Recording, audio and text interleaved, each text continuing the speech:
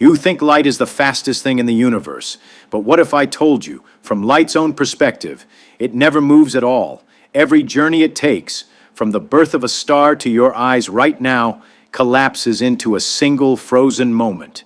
No before, no after, just one eternal now. And once you see why that's true, you'll realize something even more unsettling. The universe isn't racing forward through time. You are.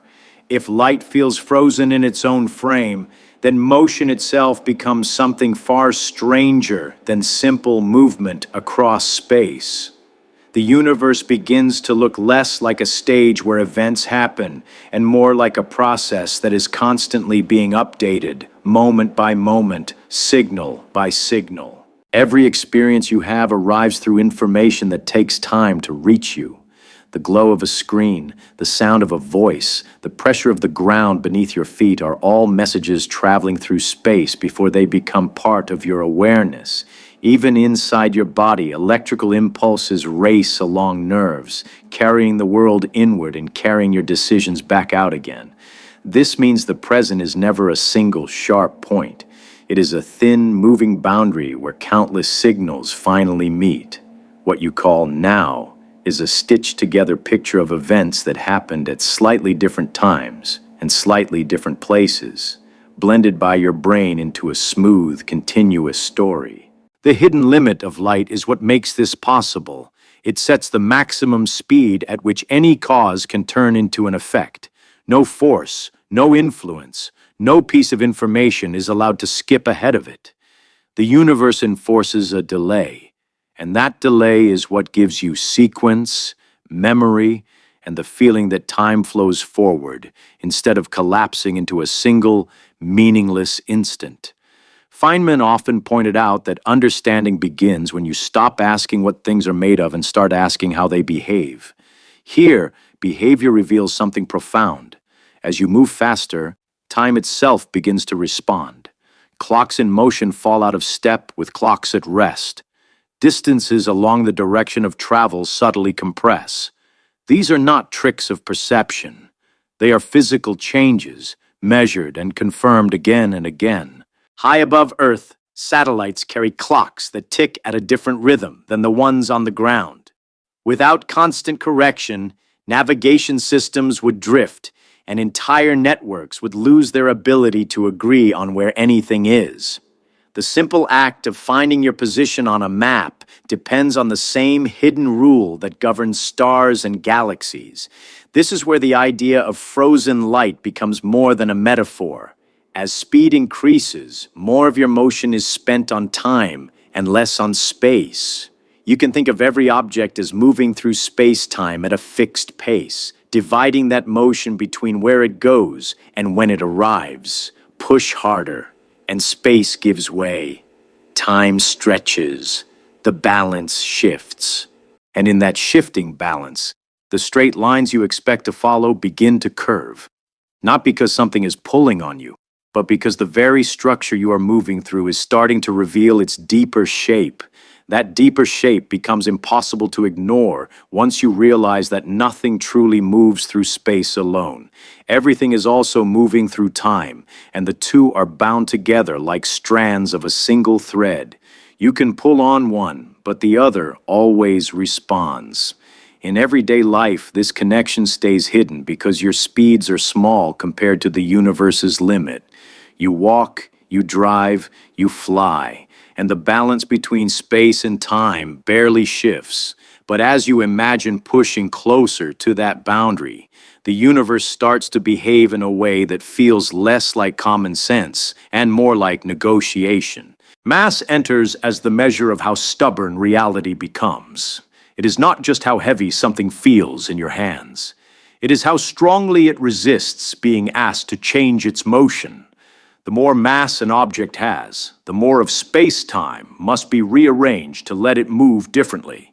Speed becomes a conversation with the universe, and energy becomes the language you use to make your case. This is why acceleration grows more expensive the faster you go. Each added step toward the limit demands more effort than the last, not because there is a wall ahead, but because the slope you are climbing grows steeper and steeper without ever leveling off. The universe does not forbid you to try. It simply raises the cost until the price becomes infinite. Here, light reveals its strange privilege. It carries no mass and no internal clock. It does not have to divide its motion between space and time. It spends all of it crossing distance, and none of it aging along the way.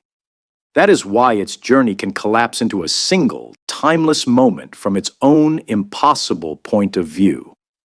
Everything else lives on the other side of that balance. Particles in accelerators survive longer when they move faster. Their internal processes stretch thin as time slows for them. Atomic clocks flown on airplanes return slightly out of sync with the ones left behind. These are small effects, but they are precise, repeatable, and deeply real. Once you accept this, motion stops being a simple arrow pointing forward. It becomes a curve through a four-dimensional landscape, where every path is a blend of where you go and when you get there. Straight lines in this landscape are the routes that objects follow when nothing interferes, guided not by forces in the usual sense, but by the geometry of space-time itself. Seen this way, the universe feels less like a machine pushing things around and more like a map that everything is quietly reading. Matter, energy, and even light trace out patterns that reveal the shape of that map, leaving behind a record of how space and time are woven together. And as those patterns grow larger, stretching from particles to planets, the map itself begins to bend, responding to the presence of mass by changing the routes that everything else will be allowed to take. As the routes begin to change, gravity stops feeling like an invisible hand and starts to look like a kind of architecture. Imagine walking across a flat plane where every step carries you straight ahead. Now imagine that plane slowly warping into a gentle valley. You still try to walk forward, but the surface beneath you quietly guides your path, bending it without ever pushing you. This is what mass does to space-time. It does not reach out and pull on distant objects. It reshapes the stage they move across. Planets follow curved tracks around stars because the space and time around those stars have been molded into a landscape that points them that way. Even light, which seems weightless and free, traces arcs when it passes near something heavy enough. The sky becomes a record of this hidden structure. Distant galaxies appear stretched, duplicated, or smeared into glowing rings because their light has traveled through warped regions on its way to you. You are not only seeing faraway places, you are seeing the shape of the space between, revealed by the way those ancient signals have been guided. Time bends along with space. A clock closer to a massive object ticks more slowly than one farther away, not because it is broken, but because the path it takes through space-time is different. On Earth, the effect is tiny, yet satellites must correct for it constantly to keep navigation systems in sync with the ground below. Here, the hidden limit of light draws invisible boundaries around every event. Each moment is wrapped in a region that marks where its influence can travel and where it cannot reach yet. Outside that region, causes and effects are separated, not by walls, but by time itself. When you look at the universe through this lens, motion, gravity, and time collapse into a single story. They are not separate forces acting on one another. They are expressions of the same underlying geometry, the same set of rules that decide which paths are open and which are closed. Everything becomes a journey across this vast, curved map, from the smallest particle to the largest cluster of galaxies. Every step, every flash of light, every tick of a clock traces a line that reveals how the universe is shaped from the inside. And as solid as this picture feels, it begins to soften when you look closer still, where paths no longer form clean lines, but blur into a shimmering field of possibilities, waiting to be resolved into the single outcome you finally observe. And in that resolution, the universe quietly chooses one story to tell, leaving all the others behind for this moment now forever. When the picture softens into possibility, reality begins to feel less like a finished painting and more like a sketch in motion. At the smallest scales, nothing travels along a single, definite line. Instead, every particle explores a whole landscape of potential paths, as if the universe is quietly testing every route before settling on the one you finally witness. Feynman described this with a radical idea. A particle moving from one point to another does not choose a path. It takes all of them. Straight lines, gentle curves, and wildly looping detours all contribute, each carrying a tiny influence. Most of these influences cancel each other out, leaving behind the smooth, predictable motion you see in everyday life. But beneath that calm surface, a constant negotiation is always taking place. Even empty space refuses to stay empty. It flickers with brief appearances of energy, momentary particles that borrow existence and vanish again. These ghostly events leave measurable traces, tiny shifts in force and energy that reveal a restless activity beneath what looks like nothing at all. The vacuum becomes a kind of quiet storm, full of motion too subtle for your senses to catch directly. Through all this apparent chaos, the hidden limit still holds.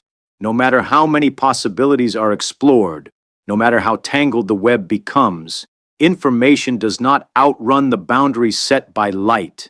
The universe may consider countless futures, but it reveals them one moment at a time, in a steady, ordered flow. This is what allows a shared world to exist.